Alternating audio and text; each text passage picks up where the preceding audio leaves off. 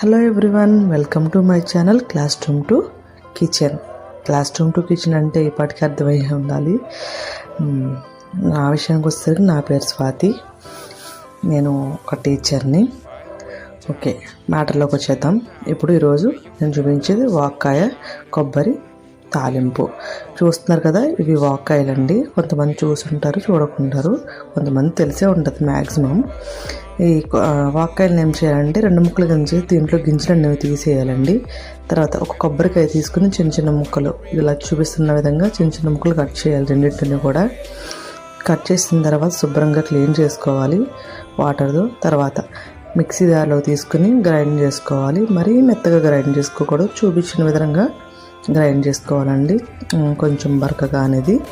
తర్వాత తాలింపు తెలిసిందేగా.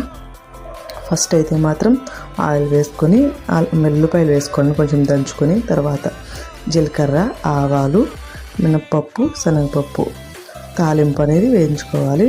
ఇందులో ఇంకొకటి ఏంటంటే పచ్చిమిర్చి అండి. పచ్చిమిర్చి చిన్న చిన్న ముక్కలు కట్ చేసుకొని అందులో వేసుకుంటే నూనెలో వేగుతాయి. ఎందుకని నేను తర్వాత చెప్తాను. జీలకర్ర, ఆవాలు వేసిన తర్వాత పచ్చిమిర్చి, కరివేపాకు వేసాను చూడండి. తర్వాత కొంచెం సేపు తిప్పుకొని కలయి పెట్టుకొని గంటగా తిప్పుకున్న తర్వాత అది కొంచెం తాలింపు అనేది బాగా వేయించాలండి. కొంచెం తాలింపు వేస్తేనే దేనికైనా, ఏ కర్రీకైనా కొంచెం తాలింపు అనేది ఎక్కువ వేస్తేనే చాలా బాగుంటుంది టేస్ట్ అనేది.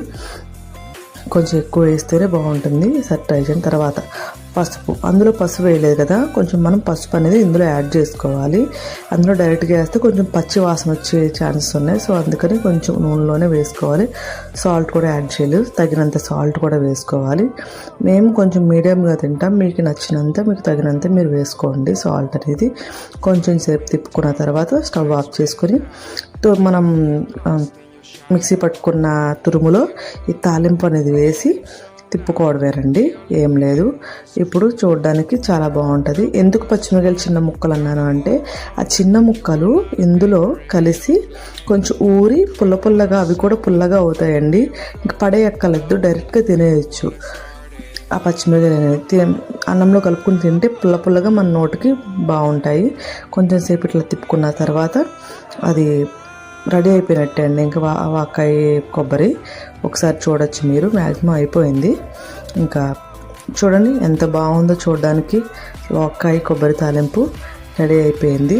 ఒకసారి మీరు కూడా ట్రై చేయండి. దీన్ని వేడివేడి అన్నంలో కొంచెం నెయ్యి వేసుకుని తింటే అబ్బా భలే ఉంటుందండి. అది కదా కావాల్సింది, వాక్కాయ కొబ్బరి వాక్కాయ తాలింపు.